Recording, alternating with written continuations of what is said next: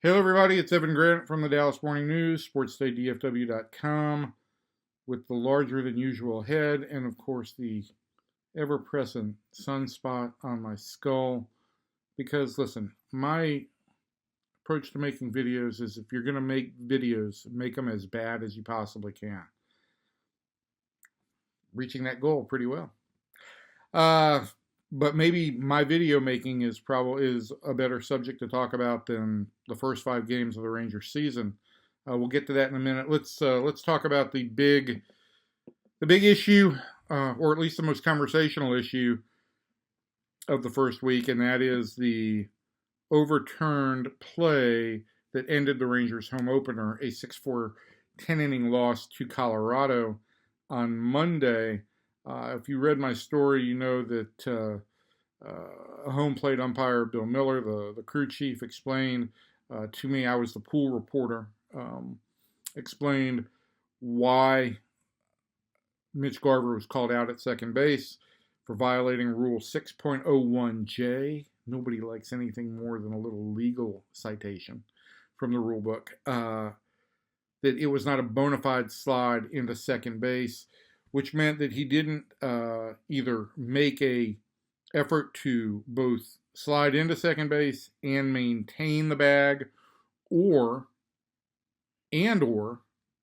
that he interfered with the fielder's attempt to complete a throw. And after review in New York, no names, just New York, the Replay Control Center, replay evaluator, determined that yes, Mitch Garver had violated the slide rule on both counts. Called a fielder's choice that looked like it was going to score the 5th run of the game and draw the Rangers within 1 run with 2 outs in the 10th. Instead was an inning-ending double play. Went back and I looked for examples of this and found one in the video archives, a Toronto-Tampa Bay game that ended this way in 2016. We can parse this up any way you want. I think, listen, as long as the rule book states the way the rule is, and as long as Major League Baseball is going to enforce that rule in this manner, you're going to have calls like this. It may be rare, may not be a very regular thing, but there are going to be some calls like this, and I think there's some gray area there. And I thought Dave Raymond, the Rangers broadcaster, had a great idea on Tuesday in regards to this play in particular, and that this play, which this rule is intended to eliminate the possibility, or at least act as a deterrent to runners trying to take out a fielder, specifically to cause damage, or with no intent to reach the base, and only intent to mess up the double play, to ruin the double play. Garver slid directly onto the bag. He overslid the bag. Perhaps he slid a hair too late, and perhaps he did pop up as he hit the bag. But I think his arm reached out basically to try and hold the fielder up, not knock him over with a shoulder. And so Dave's point was that this play shouldn't be reviewable, that the umpires on the field are perhaps the best equipped to determine intent in the moment. You're not looking for a frame-by-frame action. You're not looking for whether a guy disengaged with the base for a split second, as you would on some stolen base calls. You're looking for intent. This rule is on the record to prohibit players from trying to cause damage. And I don't think anybody in the ballpark, least of all Bud Black, Colorado's manager, thought that the Rangers had intended to injure his player. I think he simply was taking advantage of the rule book in a way that any manager would. I just think that it's not the way the rule was intended to function. And there's nothing wrong with Major League Baseball after a period of time realizing that, hey, this rule can be amended somewhat. And I do remember back in 2008 or 2009 when replay first came in, the Rangers had a play in Boston very early in the season in which there was an attempted transfer on a double play.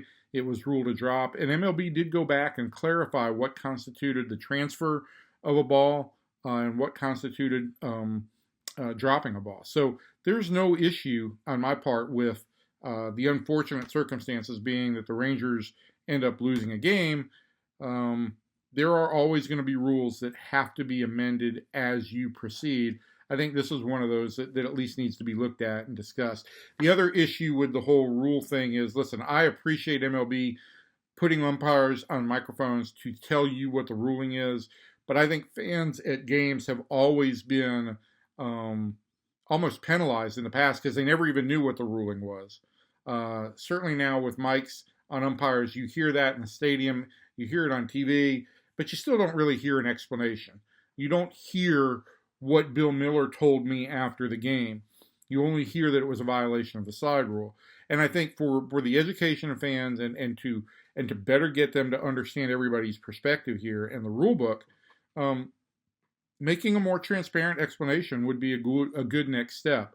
Certainly you're doing something new right now to try and get umpires just used to being on the microphone. That's new. It's clearly an uncomfortable moment for a lot of them, especially since Joe West isn't around anymore. But I think that is something that umpires have to get used to, and I think hopefully down the road in the not too distant future, we will see better explanations from umpires on these plays. But Chris Woodward said after the game that wasn't the play that lost the Rangers the game. His point was they had a 3-1 lead late in that game. Bullpen didn't hold it. They made some bad defensive plays. They have not played as sharp a baseball as you would like, particularly on the defensive side. There's been a couple of misplays for Corey Seager. There have been a couple of errors, costly errors for Andy Ibanez, who I think overall has acquitted himself pretty well at third base. There was an error, really, I thought, on Adolis Garcia trying to make a diving catch on a ball that got by him in the first inning and led to a run on Monday as well. This team's not in a position where it can give extra outs. The pitching staff and the bullpen are going to be question marks all year. They are considered the weakest links on this team, and you give teams extra outs, they're going to capitalize. Same thing, you give teams extra base runners like the pitchers did the first two games in Toronto. A lot of 2-out walks that led to 2-out runs. It's just a dangerous way to go. All that said, it's 5 games into the season. The rosters aren't even set up the way they will be on for the majority of the season. They're at 28 right now. Bullpens are bloated with extra guys. I don't know if the Rangers are using everybody the way they would. Why does my face itch when I do these videos? Anyway, the Rangers and the bullpen and the 28-man roster. There's 11 guys in the bullpen right now, and they don't even have Garrett Richards, who was their biggest bullpen investment of the offseason. He's rehabbing a blister, was at AAA Round Rock on Tuesday. Should be active when the Rangers face Anaheim or the Los Angeles Angels, California Angels, Artie Moreno's Angels, Rally Monkeys, whatever they want to call themselves, when they come to town on Thursday. And I think that once Richards gets in the bullpen, maybe roles will become a little bit easier to define. I think the most encouraging thing about the bullpen the first 5 days of the season, has been Brock Burke's appearance. He had a big strikeout in a high leverage situation in the win at Toronto. He could be a very important piece of this bullpen as a multi-inning weapon, a left-handed multi-inning weapon who could neutralize left-handers. His fastball was 96 miles an hour. If he's got command of his fastball and he has embraced the idea of being a reliever, he could be a guy who could really kind of be the surprise fruit of the Rangers bullpen tree. Listen, I think John Daniels has done a good job year in and year out of kind of finding these extra bullpen pieces and that have made a difference, whether it was Sean Tollison or Keone Kela one year. I can't even go back to the 2010, the early 2010, 2011 seasons. Guys who have kind of come out of nowhere and really had an impact on the bullpen. So I think Burke could play a role that way. Other than that, 5 games is too early to kind of make any kind of judgment. And so it's hard for me to make a judgment on this team. I think everything you think you thought about this club has held true. The rotation and the bullpen are the weak points. There were going to be some spots on the field where defense was going to be a question. But I also think that the offense, the lineup has looked better. And the one stat that I can give you to me, that kind of backs that up, is that this team is simply not chasing pitches out of the zone in the same way that they did early on last year. And I think that's a kind of stat that holds up or should hold up for a longer period of time. If you're good at checking off pitches early in the season, pitchers are going to have to adjust to you, and it's harder for them to do than it is if you show them a weakness and they're allowed to exploit it early on.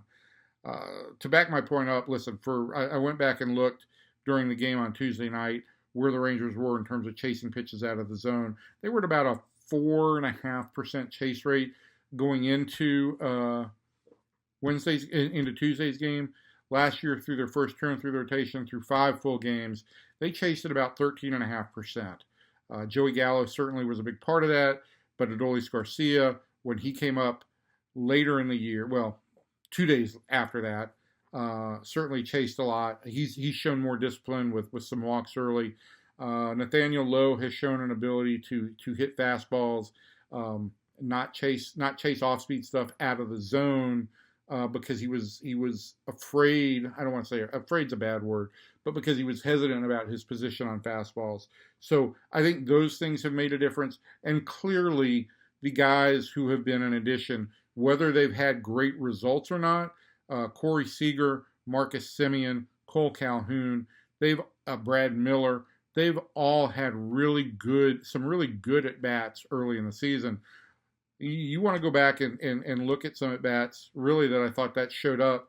If you go back to Monday's game in the bottom of the ninth, the Rangers sent 3 left-handed hitters to the mound, to the plate in succession against Daniel Bard. Miller was a pinch hitter, saw 6 pitches. Cole Calhoun saw 7 pitches.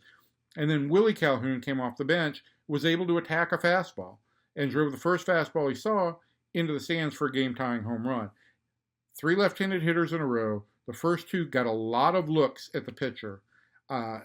If Willie was doing what I expected he was doing, getting himself ready to face Daniel Bard, trying to tick off a couple of pitches, get release point, that may have paid a big dividend in his timing and everything else. And so those are the places where I think you may not notice immediately that there's a difference in this offense, but I think it will show up over time. They're going to become more and more difficult to pitch to. Other than that, I do not have much for you other than to say I will be with you again next week from Seattle. I'm not going to show up with a salmon in my hand or any clams. Maybe a crab. Maybe I'll show up with a crab. I like a big crab. Be nice to have a nice, fresh Dungeness crab, especially if I can expense that and then eat it. Office, are you listening? Also, Office, I need the ring light. We got to get rid of this. Looks like I have a headache, a bad headache. I do, because I've listened to myself for too long. Anyway, that's our video for this week. We'll be back with the Rangers' ramblings and rantings roundup next Tuesday from Seattle. Until then, peace out, everybody.